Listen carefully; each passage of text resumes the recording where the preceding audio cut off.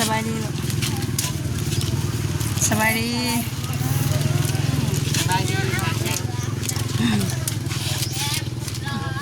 อันนี้ลูกกับสบายดีสวัสดีเด้อพ่อพี่น้องว่าจะเป็นฝั่งไทยฝั่งลาวต่างประเทศกับพ่อกับสงสารอีกแล้วเนาะ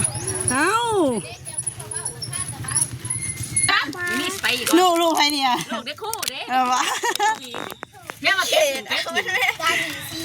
เอาขับรถปลาเจ้าจับแม่นี่จับไปบ่เอาไปเลยแค่ไม่ถือจะสึกอะเฮียนของเดียวกันบ่ใครมุกบังนี่นะยันดอนตีนะดอนทั้งตีดูเถอะนักดอยเดียวบอกบอยขนาดของนี่ก็ของภาษียังสูงมาได้เลยมาสูงมันไหนเลยเท่แล้วไอ้อีกหน่อยนึงขอบใจบ้านคนมาบีดอนมานี่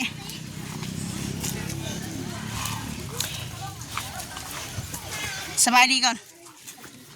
เป็นยังคือหมักเห็ดหมูแท้ฮะยานบ้านถือเมื่อวานนี่ฮะนะแห่งยานบ้านถือคือตีเขาสาอย่าตีหมูไรเด้อฟังความกันได้ไหมเฮ้ยเจ้าเลยหาเห็ดแต่ผู้นั้นผู้นี้อยู่เล็กน้อยของป.4จะก็ยังบวชเจ้าอย่าเก่งเลยมากันเลยเด้อฟังความเด้อเจ้าน้อยแม่เพิ่นบ่แพงได้อันนี้บอกสอนเด้บ่ต้องเห็นหน้าซึมบัดเมื่อนี่ก็จังหน่อยอึกกระถึกคือเก่าแล้วหันหาเห็ดผู้นั้นผู้นี้คือเก่าแล้วเฮียมันใส่ลังแกหมูมันบ่เป็นแนวเลยมาบ่ต้องไปรีบพูไปหาเราอยู่นี่ยืนห้ามตีบ้านสันว่าเด้อกระพูดกับห้ามเห็ดเด้อยินบ่เนี่ยเบิ่งแต่เงินนี่แหละแนมเราแนมเอาห้ามตีหมูเด็ดขาดเด้อนี่เบิ่งซอยกันเด้อมักเห็ดหมูได้ปุ่นเนี่ยเห็นมาหมูก่อนเพิ่นยังไปตีเขาอยู่บางทีเคยให้ใส่เครื่องนักเรียนมาแบบนี้เครื่องนักเรียนไปใส่อะไรแต่ละมือบ่แบบนี้บ่ยุงแบบนี้บ่มานี่นะสิไปใส่อีกได้เงินเลยพะย่างนี้บ่นี่บ่ฟังความกันเลยจะสิฟังความไผบ่นี่ฮะแม่ตัวสอนตัวบ่ฮะดอนแม่สอนอยู่บ่ดอนฟังนี่นะแม่สอนอยู่บ่แม่จะสอนอยู่อะสอนมาได้ไรไปโรงเรียนตีหมูโลดหรือว่าอะไรก็เบ้าได้ไหมก็เดี๋ยวแม่สอนบอกว่าไปโรงเรียนอย่าพิจกันกับหมูเด้ออย่าเที่ยงกันกับหมูเด้อปัดโต้ไปมาไปกระถึกเสมูมันหาตีหมูตีผู้นั้นผู้นี้อยู่จนแบบเขาตีขึ้นเลยห้วยสลบเป็นไปเลยบักหลายคนหนึ่งได้เนี่ยหาเห็ดผู้นั้นหาเห็ดผู้นี้อยู่ว่าเลยยิ้มเฉย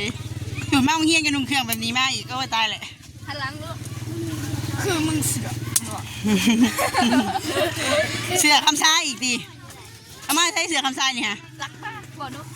เขาบอกว่าอยู่จ้าไปตัวเด็กน้อยเดินนะอีหลากะลีกเด้อรู้เด้ออีหลาอย่าเข้าใกล้เด้อให้มุกบังให้เนี่ยเด้ออันนี้มันบอกกล้าสูบดอนหมักตีมูอันนี้ก็คือสั่งซ้อนน้องดอนนะพี่น้องอยากให้เพิ่นเป็นคนหูผู้ดีนะพอเพิ่นหาให้ผู้นั้นผู้นี้กระหลายคนก็บอกแล้วว่าถ้าน้องดอนเพิ่นไปหาตีหาด่านขนาดห้องใหญ่เพิ่นก็ยังตีเพิ่นก็ยังด่าเนาะก็เลยแบบว่าเนี่ยน้ำเพิ่นบ่อยากให้เจ้าหน้าเขาตีคืนเสียจะได้อีหล่าหลีกได้เลยหลีกได้เลยเด้อเผื่อบางทีมันหยอกแต่มันหยอกบ่เป็นหั่นนะยับรถออกให้เนาะเนี่ยเขาสิเตะบ้านเขายันถึงรถเจ้าถึงรถบ่ยันถึงคนติแม่เมื่อกันนะลูกมาเลยวะสบายดีอย่าหาเห็ดหมูเด้อเขาตีขึ้นเลยเจ็บได้โดยเนาะพอคลิปนี้ก็ทางสระมาส่งลูกไปโรงเรียนเนาะพอน้ำฝนเพิ่นวิ่งหัวเพิ่นแบบว่าคนตุ้ยเนาะก็ตั้งทรงมันขึ้นเป็นธรรมดาแล้วพอเนาะ โดยกับพอดีมาหาทางน้องดอนเลยเพราะว่าอันเพิ่นตีเพิ่นหาเห็ดผู้นั้นผู้นี้หลายคนหั้นนะเพราะเป็นน้องแลบัดนี้เขาก็เลยแบบว่าเตือนว่าถ้าว่ายังเห็ดอยู่คือเก่าเราก็บ่ต้องมาโรงเรียนหั้นนะทางสลากก็เลยมาบอกเพิ่นว่าจะไปหาเห็ดผู้นั้นผู้นี้เนาะแบบมันเป็นยังมาแล้วมันสิยากหั้นนะพ่อพี่น้องเอ้ยเพราะว่าเพิ่นก็อยู่ในวัยซนวัยเด็กที่ว่ากำลังเรียนรู้อย่างนั้นนะแต่ว่าถ้าสอนในทางที่ดีอาจก็สิดีไปเนาะโดยที่ว่าสอนในทางที่ผิดก็ผิด มาขึ้นมาห้องเฮียนกันหนึ่งเครื่องธรรมดาจะบอกกับพี่ตะยิ้มพี่ตะหัวเมื่อกี้เนี่ยเงิน6,000จะเสียเอา10,000อีกขอตื่มอีก10,000ว่ะ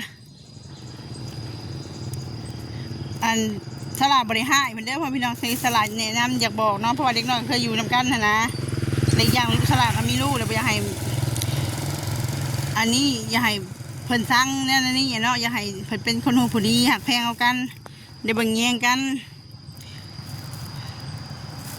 หักแพงเอากันดีกว่าสั่งกันเนาะพี่น้องโดย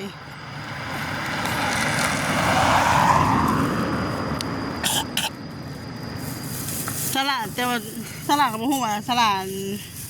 เห็ดถือหรือเห็ดพิษเนาะว่าเห็ดหรือว่าพิษเนาะที่ว่าไปสั่งสอนน้องเพิ่นแบบนั้นเนาะแต่ก็มีหลายคนที่ว่าสลัดสั่งสอนไปแล้วก็สุดท้ายก็เอาสลัดไปวางในทางทีบอดี้ไปวางให้เขาสั่งสลัดเนาะมีแต่ก็ที่ไปเตือนเพิ่นอยู่ที่ไปบอกเพิ่นอยู่ว่าอย่าเฮ็ดแบบยากเถื่อเนาะเพราะว่าสอนให้คนสั่งกันมันบ่แม่นอย่างนี้เนาะมันบ่แม่นนิสัยของคนที่ว่าสีมาเป็นสายบุญเนาะสอนให้ผู้นั้นผู้นี้สั่งคนอื่นแบบว่าทั้งที่ว่าเจ้าสั่งเรื่องขึ้นมากู้เรื่องขึ้นมาให้คนอื่นมองว่าเขาเป็นคนบ่ดีนะมันโมเมนแนวแบบนั้นเนาะพ่อพี่น้องโดยเจ้าเว้ายังก็ได้เจ้าเว้าคือเมื่อแต่ว่าทั้งสลานี่ว่าบ่คือบ่ว่าสลาว่าเป็นคนเว้าหยาบ่ม่วนเนาะแล้วก็บ่ปากหวานก้นเปรี้ยวพ่อพี่น้องอันนี้บ่ได้ย่องตัวเองพ่อพี่น้องเป็นคนเว้าหยาอีหลีสลายังบ่มักเสียงสลาเนาะโดยก็ขอให้เข้าใจนำกันนี่ก็บ่ต้องดราม่าอีกพ่อพี่น้องเอ้ยคือเพราะว่าสลาก็ถึงแบบว่าเฮาแนะนำเฮาสั่งสอนเฮาบอกในทางที่ดีเฮายังให้ที่ผ่านมาประสบการณ์เฮามีมาทุกสิ่งทุกอย่างเนาะเฮาก็ใหญ่แล้วแต่ถ้าว่าเจ้าเป็นเด็กน้อยหรือแกมาเว้าใส่เฮาแบบนี้เนาะไปบอกผู้นั้นผู้นี้ว่าเฮาไปเว้าใส่เขาในทางที่เสื่อมเสียหายและผู้อื่นเขาก็มองว่าเฮาเป็นตัวอันตรายเป็นตัวบ่ดีเนาะเพราะว่าเฮาก็บ่เป็นคนดีแต่ว่าเฮาก็บ่ได้เคยไปเว้าให้ผู้ใดแล้วก็บอกเคยไปยุ่งแย่งตะแคงรัวให้ผู้นั้นผู้นี้เขาผิดกันโดยฝากเตือนไปทางนี้นำเด้อพ่อพี่น้องฝากเตือนกับคนที่ว่าเว้าให้คนอื่นเขาผิดกันให้คนอื่นเข้าใจคนให้เขาเข้าใจผิดให้เขามองว่าสลาดเป็นคนบ่ดียุดซาพฤติกรรมนี่ค่ะโดยเจ้าเป็นคนดีเจ้าก็ดีไปข่อยคนซัวข่อยก็สุดแล้วแต่ข่อยชีวิตของข่อยเนาะส่วนเจ้าเป็นคนดีก็ขอให้เจ้าดีตลอดรอดฟังโมเมนต์ดีแต่ในจอนอกจออะไรนิสัยนี่สุดยอดเลยจะขอซะยุดซะพฤติกรรมนี่ฮะนะเจ้าเป็นคนดีเจ้าก็เห็นดีไปโลดทำดีมันต้องได้ดีเนาะโมเมนต์แต่ว่าเจ้าเสียปากเจ้าว่าแต่ว่าเจ้าดีแต่ว่าการกระทำของเจ้าค่ะมันโมเมนต์เลยข่อยก็ขอว่าเพียงเท่านี้แหละพระที่สร้างข่อยก็สร้างเนาะแต่ว่าข่อยกับมันก็เลืออดแล้วนะเพราะว่าเขาก็บ่เคยไปถามความเดือดร้อนในผู้ใดอยู่ทุกมื้อนี้สละก็อยู่แต่สละแต่เป็นยังคือมาบอกสิสละแบบนี้มาสละไปบอกสิผู้นั้นผู้นี้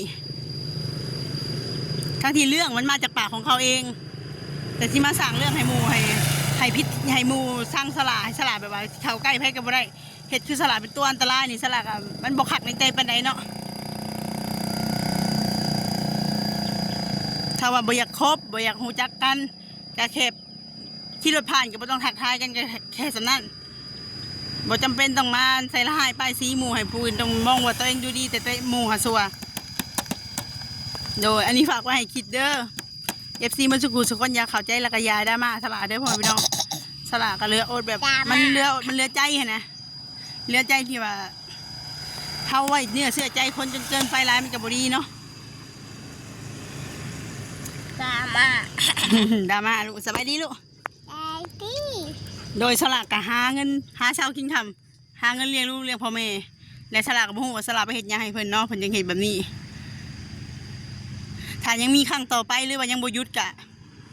อาจสิได้เจอกันสลาบ่ได้เก่งพ่อแม่พี่น้องแต่สลาอยากเตือนอยากบอกเพิ่นว่าถ้าเจ้ายังอยากมีหมู่ครบก็ขอให้หยุดซะพฤติกรรมแบบนี้เนาะแม่นอยู่คนอื่นเขาบ่ฮู้เขาคือคิดว่าเจ้าเป็นคนดีแต่ดีบ่ดีมันก็อยู่ในใจของเจ้าเองผู้อื่นบ่ฮู้เทวดาฟ้าดินฮู้เจ้าโตเจ้าเองฮู้เนาะว่าเจ้าเฮ็ดหยังอยู่แต่คันคำว่าคำว่าคนดีเนาะเขาจะบอกไปหาอยู่แย่งให้ผู้นั้นผู้นี้ผิดกันให้ผู้นี้ผู้นั้นสั่งกัน